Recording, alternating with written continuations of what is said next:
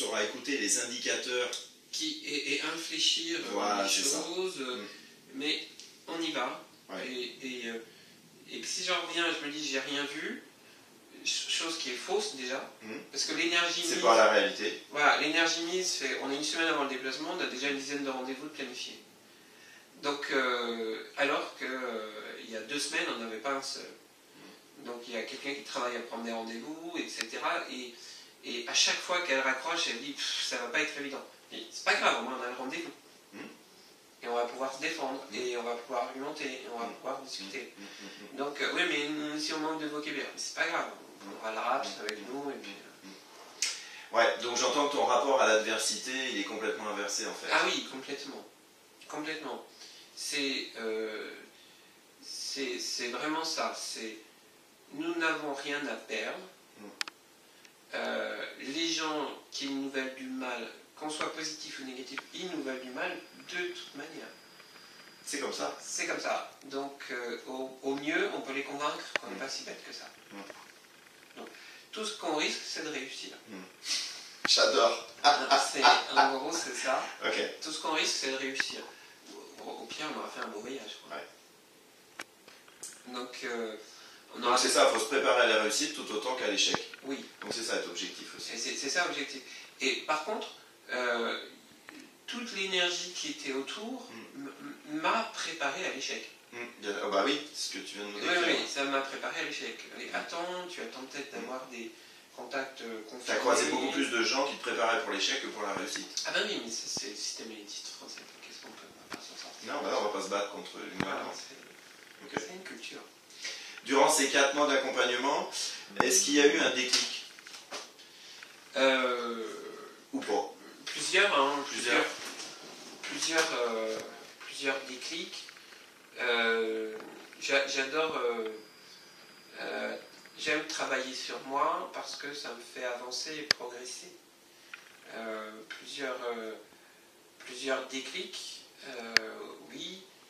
Le rapport à l'émotivité, le moi d'abord, la notion de 1 ou 2 priorités, pas plus. La notion d'affrontement. Une ou deux, mais les bonnes. La notion d'affrontement de ces émotions négatives, elles s'affrontent. On ne les laisse pas envahir l'espace de pensée. Il y a eu un déclic, c'est que j'en ai eu marre que ma compagne se dévalorise en permanence. Je dis, ça suffit, ça m'énerve, clairement. Donc tu as su oser dire alors? Oui, avant j'étais plutôt le sauveteur, quoi, qui allait la récupérer, qui la remontait, mais la première chose a dû être de lui dire arrête. Stop. Arrête, je ne vais pas aller te chercher, tu n'es pas une victime. Voilà. Donc ça c'est la surcharge émotionnelle, ça n'a plus de secret pour toi maintenant? Ouh, j'en sais rien, ça. En fait, dans la victimisation, on est dans exagérer excuse-moi pour le mot surcharge, mais en fait, tu vois, c'est un peu... voilà, il n'était pas dans... C'est pas conscient. Ouais, pas conscient. C'était juste... elle comment dire... elle se dévalorisait parce que son histoire fait que c'est son mode de fonctionnement. Et tandis que quand on lui dit t'arrêtes, on lui envoie un message clair, quoi. T'arrêtes, voilà, c'est ce que je dis. T'arrêtes ça parce que tu vas pas m'embarquer avec moi, parce que j'ai pas envie de te remonter, sinon je vais bouffer de l'énergie à te remonter. Et non, t'arrêtes. T'es pas comme ça, t'es pas la victime, t'es pas moche, t'es pas une petite bouche, des grosses fesses ou je sais pas quoi, mais t'es rien de tout ça, donc t'arrêtes. Donc t'es ramené à la réalité aussi. Voilà, je le ramène à la réalité. Moi ça me fait du bien parce que du coup on peut se marrer plus vite, tout simplement, et puis elle, je pense que ça lui fait du bien parce que je lui envoie un message, non, tu m'intéresses pas quand tu es la victime, quoi, je suis pas intéressé. C'est pas le type de relation que tu veux. Non, peut-être qu'à une autre période de ma vie, c'était ce que je cherchais. Ouais. Mais parce que c'est très valorisant de remonter quelqu'un qui se dévalorise. Je viens son sauveteur. Ouais, c'était l'ancien schéma. Ouais. C'est l'ancien schéma. Non, maintenant, bon, quand je suis crevé le soir, bon, elle peut y aller, quoi, je l'écoute et puis je m'endors. Mais sinon, quand il y a non, t'arrêtes. Donc ça a été un changement. Ça a été un déclic. Et ça a été entendable de son côté? Oui, parce qu'elle aussi est dans une recherche de mieux-être et qu'on parle beaucoup. Donc, oui, ça, c'est entendu. Elle l'a entendu et elle en a pris conscience quand je lui dis t'arrêtes. Ah, ça l'a aidé à prendre conscience. Oui, comme elle savait qu'elle se dévalorisait facilement, mais elle se dévalorisait, donc elle avait son bénéfice parce que je la valorisais. Donc, mais non, t'es pas comme ci, t'es pas comme ça, etc. Ou en positivant, en disant non, t'es pas plus belle, plus merveilleuse, etc. Et je lui ai dit, t'arrêtes. Le fait de lui dire d'arrêter. Que tu rentrais plus là-dedans. Que je rentrais plus là-dedans, on passe à autre chose, quoi. Même si je pense que ça lui demande une énergie de le faire, puisque c'est son mode de fonctionnement. Et je pense que elle va passer sur d'autres sujets, elle va passer à l'acte, sur d'autres trucs. Ça, c'est juste, voilà, c'est de rayonner de ça et puis de dire, mince, c'est une autre manière de le faire, hein, c'est de s'éloigner des gens qui sont comme ça. Ouais, de fuir aussi ça. Oui, c'est une autre manière de faire. Non, c'est de dire, on arrête. J'ai en tête une autre personne qui est toujours dans le négatif, qui enferme dans le négatif. Qui ressasse ses défauts. Et puis qui, tant que ne se sent pas légèrement supérieur à vous, parce qu'à force d'écouter quelqu'un qui est dans le négatif, on finit par devenir négatif. Et puis une fois que vous avez basculé, vous êtes juste un peu pire que lui, alors lui ça le remonte. J'ai trouvé plus malheureux que moi, donc ça me va. Et donc ces gens-là, j'ai pas l'énergie ou j'ai la politesse de ne pas leur dire arrête, quoi. Donc j'ai plutôt envie de les fuir, ces gens-là, parce que je peux les fuir. Mais s'ils étaient dans mon entourage, je dirais stop. Stop. Et t'es capable d'autre chose, tu le sais, fais autrement. Ok. Est-ce que tu peux nous en dire un petit peu sur tes perspectives d'avenir? Je vais être heureux, je pense. L'avenir...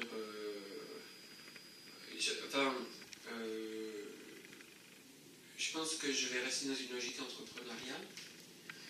Je suis en train de monter une deuxième structure, mais j'ai déjà des idées pour une troisième. Donc on va déjà essayer de redresser bien la première, puis de monter la deuxième avant d'aborder la troisième. Mais en gros, ça va être simple.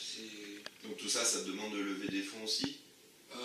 La troisième, je ne suis pas sûr. La troisième, ça peut être... je vais probablement mettre mes atouts de diplomate et de négociation en route pour monter la troisième. Parce que là, il faut faire appel à plusieurs entreprises, plusieurs discussions avec des gens de pouvoir. Donc, ce sera différent.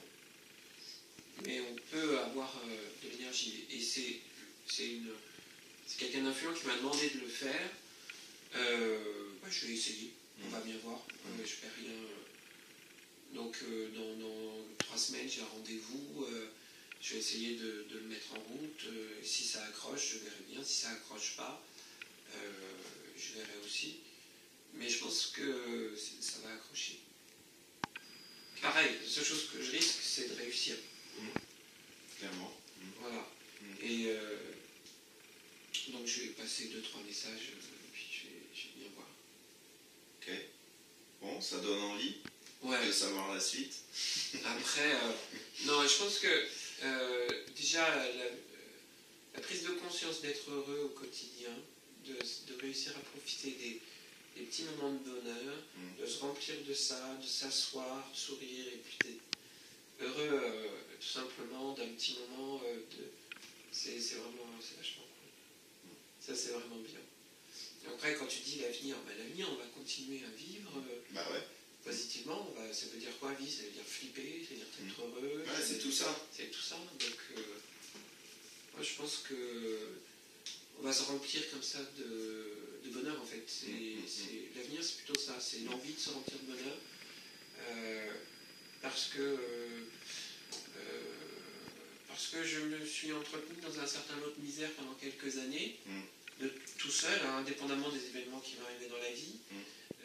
Donc l'avenir, il y aura des événements de la vie, mais en tout cas de réussir à profiter des bonheurs au quotidien. C'est plutôt comme ça que je le vois. Et prioriser les choses et puis me servir de ma logique entrepreneuriale au quotidien qui doit être une force pour aller plus loin, pour convaincre, pour avancer. Ouais, c'est ça. Ouais. Mettre de l'énergie là-dedans, c'est bien, je trouve. Ok.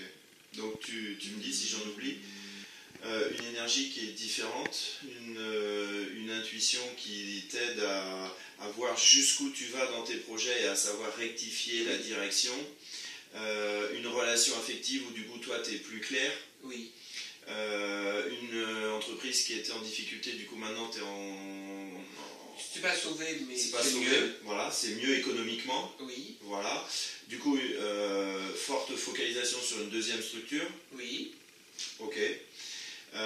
Du coup, dans ton rôle de chef d'entreprise, si tu avais un conseil à donner, de prendre l'émotion comme une source d'information supplémentaire. Ok. C'est vraiment ça. C'est une source d'information supplémentaire. C'est pas... Le chef d'entreprise, il est souvent seul. Oui. Très souvent seul. Donc, son meilleur ami, c'est soi-même. Donc, il ne peut que mieux faire en s'écoutant émotionnellement. Et en faisant confiance à son intuition. Et du coup, comme il fait confiance à son intuition, c'est d'accepter que les autres agissent dessus. Ouais. Donc, les relations sont différentes. Forcément, ça positive. Oui. Ça positive, c'est d'identifier quelqu'un qui veut influencer son intuition, quelqu'un qui veut explorer une mauvaise piste. Pour être sûr que faut faire cette différence, je pense. Ok, donc un dirigeant qui écoute plus ses émotions et son intuition, c'est un dirigeant qui va avoir une autre relation avec les autres, qui peut aussi prendre en considération comment les autres vivent leurs émotions. Oui. Et du coup, créer de la valeur globale autour de tout ça. Autour de tout ça. Et puis,